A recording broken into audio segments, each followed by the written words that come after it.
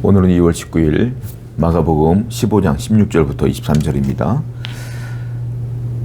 군인들이 예수를 끌고 브라이도리온이라고 하는 뜰 안으로 들어가서 온 군대를 모으고, 이제 빌라도의 군인들이 브라이도리온이라고 하는 뜰로 군인들을 모읍니다. 예수님이 거기 계시기 때문에 다 모읍니다. 그래서 지금은 군인들이 예수님 곁에, 예수님 주변에 다 모여들게 되는 것을 보게 됩니다. 예수님이 가시는 곳마다 사람들이 인산인해를 이루었죠. 예수님이 가는 곳마다 그 주변에는 사람들이 넘쳐났어요. 심지어 예루살렘에 입성하실 때도 호산나 호산나 외치면서 사람들이 모여들었습니다. 이제 지금은 그 대중들은 다 떠나가고 이제 군인들만이 예수님 주변에 가득한 것을 보게 됩니다. 역시 군인들도 사람이기에 그 주변에 예수님은 계속 사람들이 모여 있는 것이죠. 그런데 한 번 더 생각해 보면요, 예수님 주변에는 사람들이 넘쳐나지만 예수님 곁에는 사람들이 없었다라는 것입니다. 예수님 곁에는 아무도 없어요. 그 가까웠던 예수님이 12제자 중에 한 명도 없어요. 주변에 있는 사람들은 중요하지 않습니다. 곁에 있는 사람이 중요한 것이지. 예수님은 그 십자가를 온전히 혼자 감당하시는 그 고난과 사명의 길을, 십자가의 길을 걷는 것을 보게 됩니다. 여러분, 십자가라고 하는 건 주님의 사명이에요. 십자가를 지시는 것이 주님의 사명입니다. 사명의 길은 결국 주님 홀로 가시는 거예요. 우리에게도 사명이 있죠. 주님이 우리에게 주신 사명이 있고 각자에게 맡겨주신 영적인 사명들이 분명히 있습니다. 그 사명대로 살려면 여러분 곁에는 아무도 없을 거예요. 사람들은 그 사명을 함께 감당코자 하는 마음이 없기 때문에 그렇습니다. 사명자의 길은 그러므로 외롭고 힘들고 고난의 길이라는 거죠. 여러분, 그러나 중요한 게 있어요. 그런데 사명을 감당할 수 있는 힘이 생겨요. 왠 줄 아십니까? 우리 곁에는 사람들은 없지만 우리 곁에는 주님이 계시기 때문에 그래요. 예수님 곁에는 사람들은 없었지만 예수님 곁에는 하나님이 계셨고 성령이 도우셨어요. 우리 곁에도 하나님이 계시며 성령이 계십니다. 그러므로 우리의 사명을 내가 감당하는 것이 아니라 주님께서 감당케 해주실 줄로 믿습니다. 그러므로 항상 주님과 더불어 살아가는, 동행하며 살아가는 여러분 되기를 축원드립니다.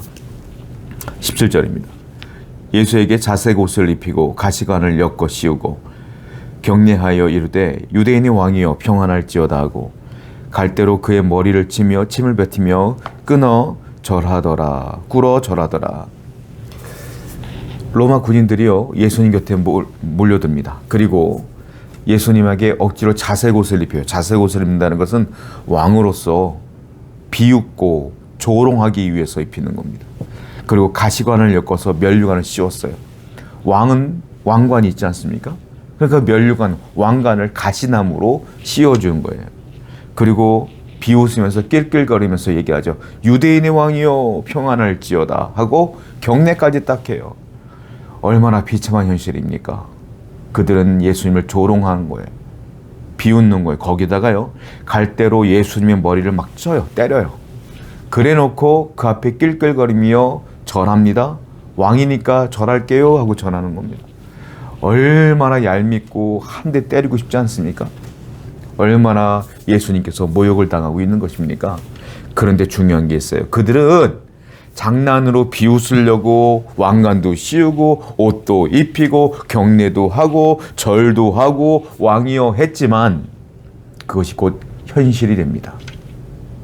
예수님은 부활 승천하셔서 우리의 왕이 되시고 면류관을 쓰십니다.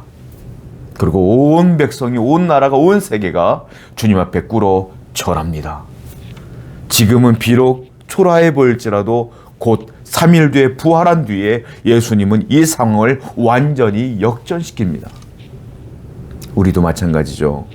우리 현실 가운데에 사람들의 비웃음 속에 현실이 녹록지 아니하며 고난과 역경 가운데 있지만 우리 예수님이 역전시키신 것처럼 우리 안에 있는 성령께서 우리를 도우셔서 우리의 상황도 역시 역전될 줄로 믿습니다.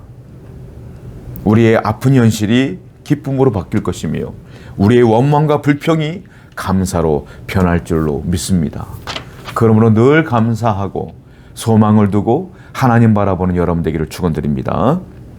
21절 말씀이에요. 마침 알렉산더와 루포의 아버지인 구레네 사람 시몬이 시골로부터 와서 지나가는데 그들이 그를 억지로 같이 가게 하여 예수의 십자가를 지우고, 알렉산더와 루포의 아버지 구레네 사람 시몬, 그 사람이 예수님이 십자가를 지고 가는 것을 보고 있다가 억지로 예수님이 십자가를 잘 못 지시니까, 몸이 약해서 못 지시니까 억지로 그 십자가를 지게 합니다. 구레네 시몬이 예수님과 함께 십자가를 지고 골고다까지 함께 걸어가는 거예요. 예수님 곁에는 구레네 시몬이 있는 것이죠. 예수님 곁에 원래 베드로가 있어야죠. 요한이 있어야죠. 야고보가 있어야죠. 그런데 그 제자들은 다 없어지고 처음 보는 구레네 사람 시몬이 억지로, 자발적으로도가 아니에요, 로마 군인이 시키니까 억지로 십자가를 지고 가는데, 놀라운 건 그가 주님 곁에 머물면서 주님의 범상치 않은 모습을 보게 될 것이며, 그리고 주님의 영광, 하나님의 영광에 동참하는 자가 되었다라는 겁니다. 여러분, 하나님의 일을 가장 좋은 건 자발적으로 감사함으로 하나님의 일을 해나가는 것이 중요하죠. 그런데 우리가 연약한 사람 아닙니까? 연약하다 보니까 때로는 피곤하기도 하고 지치기도 하고 하기 싫을 때도 있죠. 하기 싫다고 안 할 때도 있어요. 그런데 중요한 게 있어요. 하기 싫어도, 괴로워도, 힘들어도 사명을 억지로 감당하다 보면 거기에 또한 하나님의 영광과 은혜가 있더라라는 것입니다. 우리는 그러므로 평생을 주님의 영광 가운데 충성을 다해야 될 줄로 믿어요. 억지로라도 예배에 참여하고, 억지로라도 기도하고, 억지로라도 말씀을 펴시고, 억지로라도 입을 떼서 복음을 전하시고, 억지로라도 하나님께 영광 돌리다 보면 그 영광이 내게, 하나님의 은혜가 내게 흘러올 줄로 믿습니다. 그러므로 우리는 늘 하나님 곁에 하나님의 영광을 위해 살아야 될 존재다라는 것이죠. 23절이에요.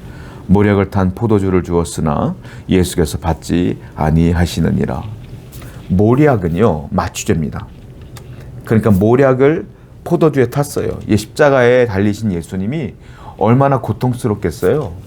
오래 매달리게 하기 위해서 그 고통을 조금 줄어들게 하기 위해서 최소한의 배려를 하는 거예요, 나름대로.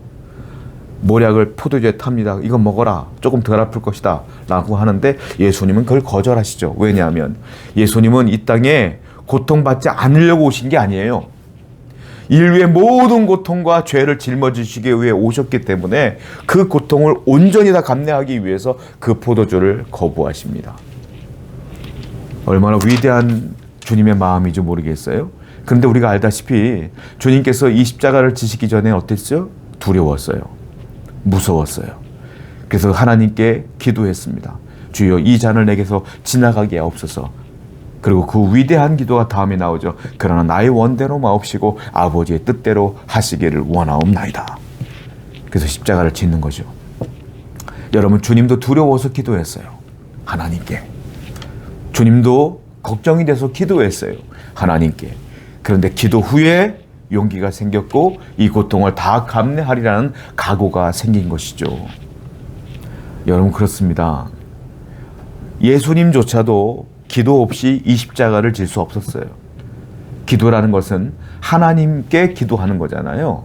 그러므로 하나님이 기도를 통하여 주님과 함께하는 확신이 있었기 때문에 이 십자가를 지시는 것이죠. 우리도 마찬가지예요. 살다 보면 두렵고 염려가 되고 걱정이 되죠. 여러분, 그 어떤 사람도요, 아무리 강한 사람일지라도요, 기도 없이, 하나님 없이 시험당할 수 없어요. 기도 없이, 하나님 없이 사명 감당할 수 없어요. 그러므로 우리는 항상 기도로 하나님과 동행해야 돼요. 항상 기도하십시오. 기도할 때 시험에서 벗어날 수 있어요. 기도할 때 사명을 감당할 수 있어요. 기도로 하나님과 동행하십시오. 오늘도 기도를 통하여 사명 감당하시고 기도를 통하여 시험에서 이기는 여러분 되기를 축원드립니다. 기도하겠어요. 하나님, 우리 모든 성도가 기도자가 되어서 기도를 통하여 사명 감당하며 시험을 이기며 주님이 가신 길을 묵묵히 걸어가는 사명자가 되게 해 주시옵소서. 예수님의 이름으로 기도드렸습니다. 아멘.